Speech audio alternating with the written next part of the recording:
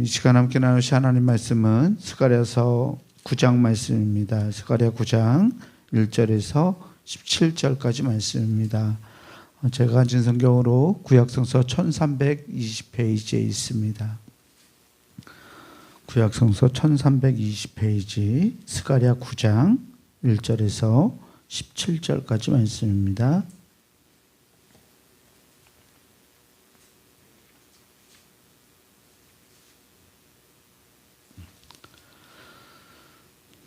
네, 찾으셨으면 제가 앉아 여러분들 앉아 나누어서 교독하겠습니다. 여호와의 말씀이 하드락 땅에 내리며 다메섹에 머물리니 사람들과 이스라엘 모든 지파의 눈이 여호와를 우러러 보매니라.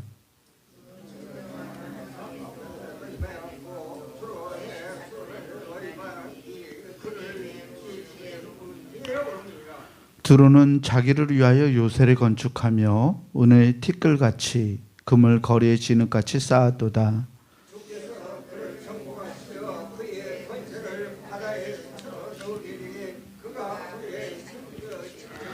아스글론이 보고 무서워하며 가사도 심히 아파할 것이며 에그로는 그 소망이 수치가 되므로 역시 그러하리라. 가사에는 임금이 끊어질 것이며 아스글론에는 주민이 없을 것이며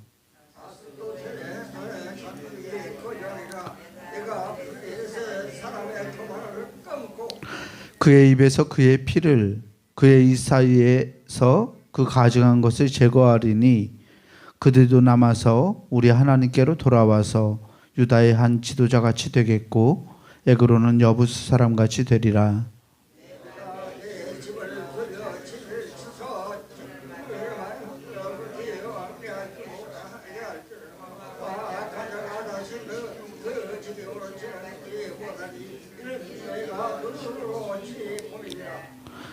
시온에 따라 크게 기뻐할지어다. 예루살렘에 따라 즐거이 부를지어다. 보라, 내 왕이 내게 임하시나니 그는 공의로우시며 구원을 베푸시며 겸손하여서 나귀를 타시나니 나귀의 작은 것 곧 나귀 새끼니라.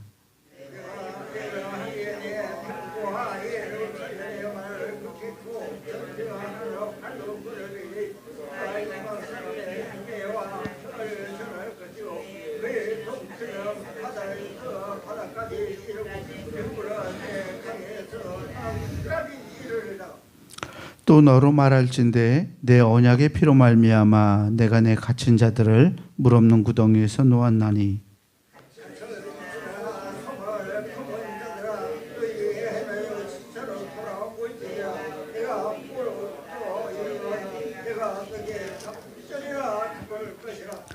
내가 유다를 당긴 활로 삼고 에브라임을 끼운 화살로 삼았으니 시온아 내가 내 자식들을 일으켜 헬라 자식들을 치게 하며 너를 용사의 칼과 같게 하리라.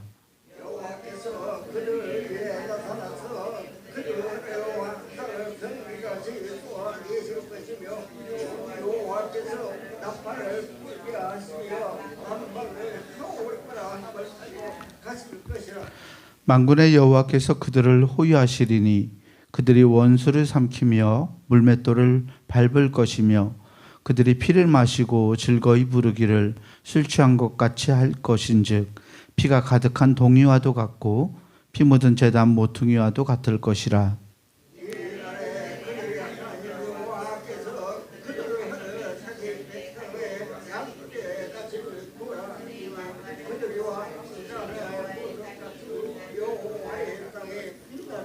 함께 봅니다. 그의 형통함과 그의 아름다움이 어찌 그리 큰지 곡식은 청년을 새 포도주는 처녀를 강건하게 하리라. 아멘. 주님이 주시는 은혜와 평강이 오늘 우리에게 함께하기를 주의 이름으로 축원합니다. 스가랴서 9장 말씀을 읽었어요. 심판하시는 하나님에 대한 모습과 구원하시는 하나님에 대한 모습을 함께 다루고 있는 본문입니다. 말씀은 이스라엘을 둘러싸고 있는 유다 땅을 둘러싸고 있는 이방 왕국들에 대한 심판의 메시지로 시작해요. 보니까 하드락 땅과 다메섹 그리고 거기에 접경한 하맛, 두로와 시돈에 임하는 하나님의 심판을 다루고 있어요. 그런데 이 심판의 말씀을 보면서 1절 말씀에 조금 의아한 내용이 하나 있는데요. 여호와의 말씀이 하드락 땅에 내리며 다메섹에 머물리니 사람들과 이스라엘 모든 지파의 눈이 여호와를 우러러 보매니라. 아멘. 하나님을 우러러 보는데 하나님이 심판을 뒤에 보면 하게 돼요. 이 하나님의 눈이 사람들의 눈이 여호와를 우러러 본다라는 이 표현이 다른 형식으로도 생각될 수 있는데요. 이 사람들과 이스라엘 모든 지파를 하나님의 눈이 바라본다로 해석될 수도 있어요. 그러니까 하나님이 보고 계신다라고 생각하는 것이 훨씬 더 낫습니다. 왜냐하면 8절에서도 이런 말씀이 있어요. 내가 내 집을 둘러 진을 쳐서 적군을 막아 거기 왕래하지 못하게 할 것이라. 포악한 자가 다시는 그 지경으로 지나가지 못하리니 이는 내가, 내는 하나님인데요. 이는 내가 눈으로 친히 보미노라. 아멘. 사람들과 이스라엘이 하나님을 바라본다라는 것은 한편으로 하나님에 대한 구원의 기대를 말하고 있기도 합니다.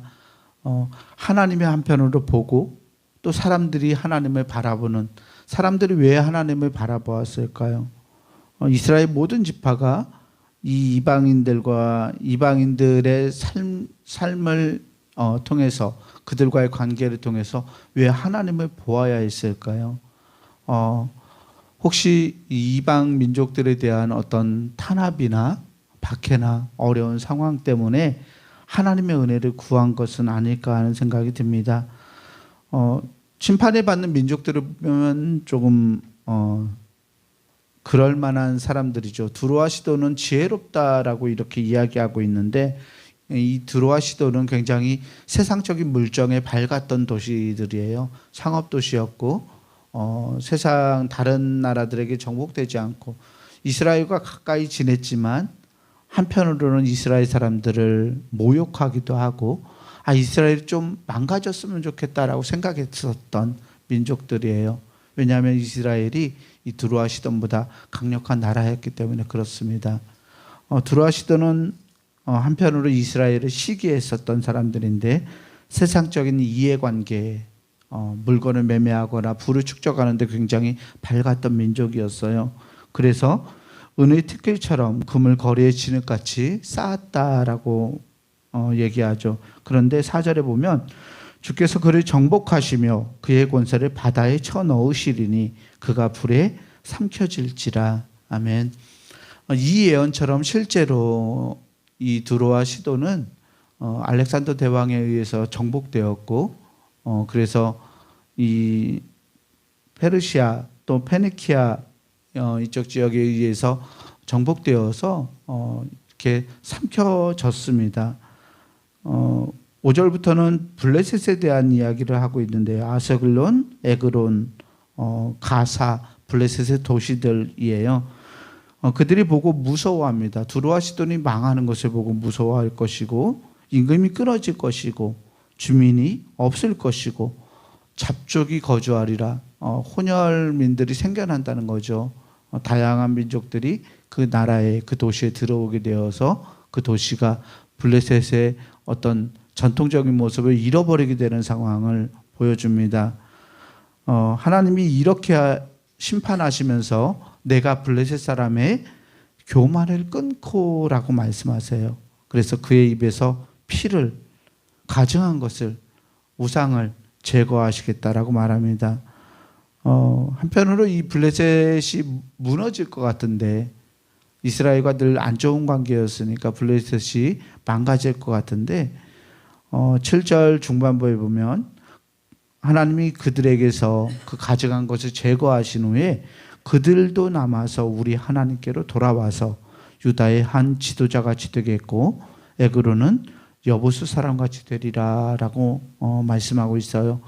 이 이스라엘과 가까운 접경에 있었던 이 블레셋 중에 에그론이라는 곳에 사는 사람들은 마치 여부수 사람들이 유다 지파에 편입된 것처럼 이방 사람이었지만 유다 지파에 편입되어서 유다 사람들처럼 이렇게 하나님을 경외했던 것처럼 블레셋 사람들도 이 여부수 사람같이 될 것이다라고 이야기해요. 조건은 우상을 제거하고 하나님을 섬기게 되어서 그들이 그렇게 될 거라고 말씀합니다.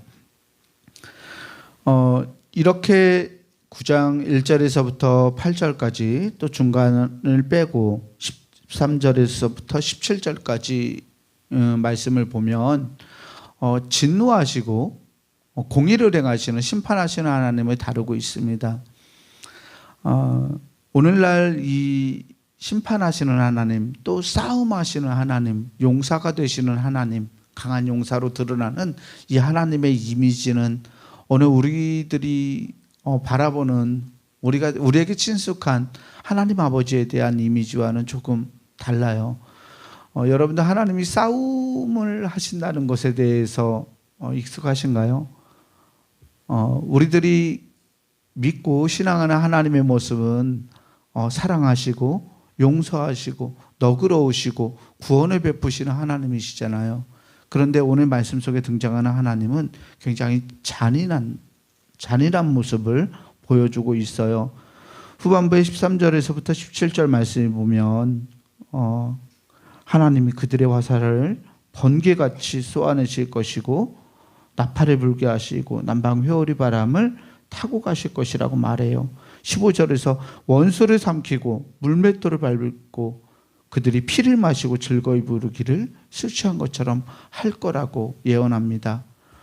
하나님의 사람들과 하나님의 모습이 이렇게 조금은 적대적이기도 하고 공격적인 모습을 보이는 것에 대해서 오늘 우리 사회에서는 약간 좀 그런 쉽게 받아들이지 못하는 그런 모습이 있어요. 그렇다면 왜 성경은 하나님을 이렇게 진노하시고 심판하시는 모습으로 그리고 있을까요? 성경은 악과 하나님이 함께 양립할 수 없다는 걸 우리에게 보여줍니다. 하나님은 악을 제거하시는 분, 악과 함께 하시지 못하시는 분이라는 것을 드러내시기 위해서 우리에게 이러한 이미지로 성서는 표현하고 있습니다. 악은 제거되어야 하고 악이 스스로 사라지지 않는다는 것. 하나님은 항상 이 악과 싸우시기 위해서 악을 제하시기 위해서 즉 악을 제하고 구원을 베푸시기 위해서 강한 용사의 모습으로 하나님의 모습을 그리고 있는 것을 볼 수 있습니다. 또 하나님을 이렇게 용사로 그리는 오늘의 본문의 말씀이 우리에게 주는 또 다른 의미가 있어요. 하나님이 우리를 대신하여 싸워주실 것이라는 의미를 담고 있어요.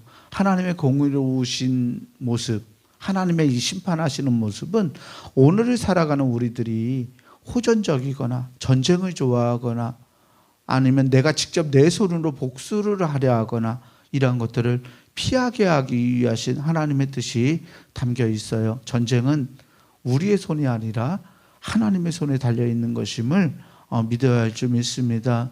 오늘 우리 사회는 전쟁이 만연하는 사회예요. 국지적으로도 싸움을 하는 나라들이 지금 전 세계에서 늘어가고 있죠. 얼마 전에도 태국과 캄보디아가 지금 전쟁을 벌이고 있어요. 이렇게 세계의 러시아, 우크라이나, 이스라엘과 하마스 이렇듯 전쟁들이 늘어나는 것을 보면 두려운 마음이 듭니다. 이 땅에 전쟁이나 잔인함이 일어났던 것은 하나님의 탓이 아니라 인간이 그렇게 스스로 자신의 힘으로 폭력을 쓰고 전쟁을 일으키고 스스로의 욕심을 위해서 스스로의 욕망을 발현하기 위해서 전쟁을 일으켰던 탓입니다. 하나님은 오늘 말씀을 통해서 싸움을 하시는 분이 하나님이시라고, 우리가 싸우지 말라고, 인간들이 싸울 것이 아니라 하나님이 싸우시겠다고 그렇게 말씀하십니다.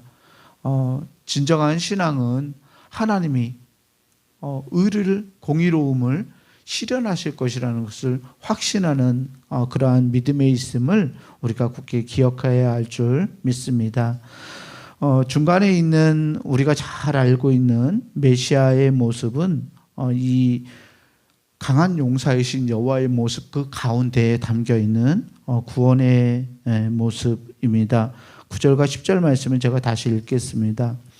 시온에 따라 크게 기뻐할지어다. 예루살렘에 따라 즐거이 부를지어다. 보라, 내 왕이 내게 임하시나니 그는 공의로우시며 구원을 베푸시며 겸손하셔서 나귀를 타시나니 나귀의 작은 것 곧 나귀 새끼니라.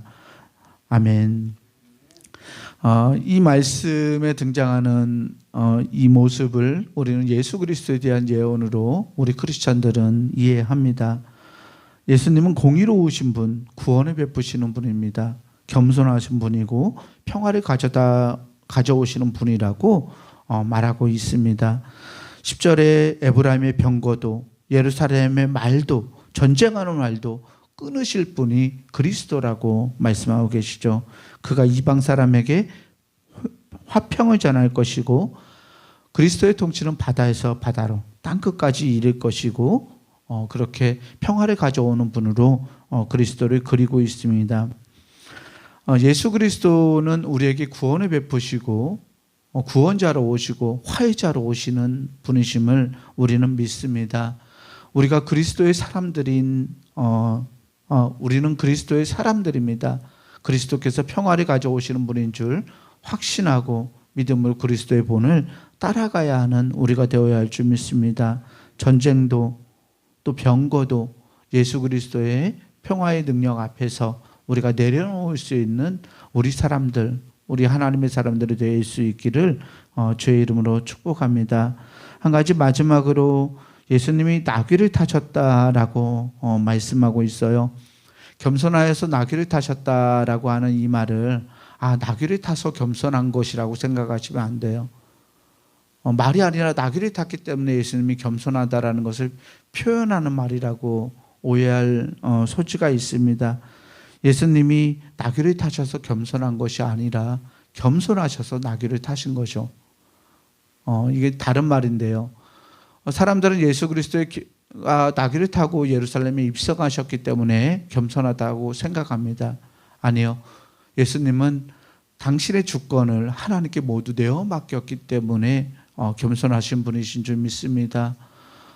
폭력을 사용하지 않고 무장하지 않고 당신의 뒷일을 하나님의 섭리에 또 인도하심이 내어 맡기고 순종하셨다는 것, 그로 인해서 예수님이 그리스도가 되셨고 십자가를 짊어질 수 있고 또 부활을 경험할 수 있는 놀라운 우리의 구세주가 되셨다는 것을 우리는 기억해야 할 줄 믿습니다. 그리스도를 본받아서 우리의 주권을 하나님께 내어 맡기고 참된 평화를 하나님과 이루어갈 수 있는 우리 모두가 될 수 있기를 주의 이름으로 간절히 축원합니다. 기도하겠습니다.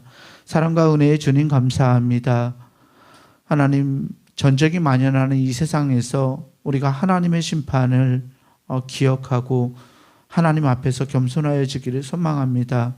하나님, 전쟁은 여호와께 속한 것이라고 하나님의 말씀을 기억합니다. 하나님, 우리의 힘으로 우리의 욕망을 위해서 또 우리의 보복을 위해서 싸우며 전쟁하며 삶을 살아가지 않을 수 있도록 우리 연약한 우리의 인류를 하나님 주장해 주시고 우리의 마음을 이끌어 주시길 소망합니다. 이 땅의 전쟁이 끊어질 수 있도록 하나님이 인도하시고 공의를 베푸시는 분이 하나님이심을 기억하고 악을 제거하시는 분도 선과 악을 분별하시는 분도 하나님이심을 우리가 기억하며 주님 앞에 우리의 주권을 내어드릴 수 있기를 원합니다. 하나님, 주님이 다스려 주셔서 참된 평화의 왕으로 오신 예수 그리스도의 모습을 하나님 우리가 따르고 그리스도의 마음을 품고 하나님과 화평의 관계를 누려갈 수 있도록 은혜를 베풀어 주시옵소서. 우리 삶의 주권이 주님께 있음을 믿습니다. 하나님, 우리를 주장하셔서 섭리하여 주시고 참된 메시아의 나라를, 하나님의 나라를 우리 앞에 이루어 주시고 우리 안에 하나님의 나라를 세워 주시옵소서. 오늘도 거룩한 주일 하나님의 자녀들이 함께 나와서 주님을 예배하고 주님의 권능과 주님의 능력과 주님의 은혜를 찬양하고 노래합니다. 하나님, 이 귀한 날이 우리 모두에게 축제의 장이 될 수 있도록 인도하시고 하나님의 높이 올려드릴 수 있는 복된 날 되게 하여 주시옵소서. 귀한 예물 드린 손길이 있사오니 하나님, 예물에 담긴 마음의 소원과 기도의 제목 가운데 응답하여 주셔서 하나님의 살아계심을 드러내 주시고 주님의 역사를 보게 하여 주시옵소서. 감사드리오며 우리 구주 예수 그리스도 이름으로 기도하옵나이다. 아멘. 하늘에 계신 우리 아버지여, 이름이 거룩히 여김을 받으시오며 나라가 임하시오며 뜻이 하늘에서 이루어진 것 같이 땅에서도 이루어지이다. 오늘 우리에게 일용할 양식을 주시옵고 우리가 우리에게 죄 지은 자를 사하여 준 것 같이 우리 죄를 사하여 주시옵고 우리를 시험에 들게 하지 마시옵고 다만 악에서 구하시옵소서. 나라와 권세와 영광의 아버지께 영원히 있사옵나이다. 아멘.